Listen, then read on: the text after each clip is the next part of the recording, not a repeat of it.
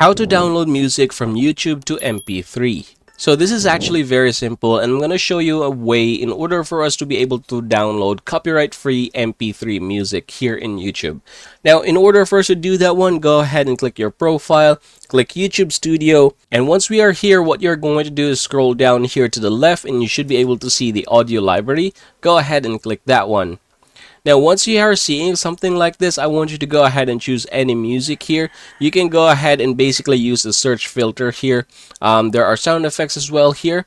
You can use all of these in your vlogs and it will be copyright free, or any video that you want to upload here on YouTube. Now, for example, right here, running it down, I'm just going to download this by clicking this one right here, and then go ahead and save it wherever you want. As you can see, it says here MP3 audio file, so go ahead and save it.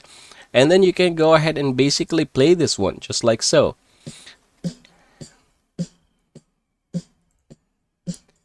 And that's it. Congratulations, everybody. I hope this video helps you out.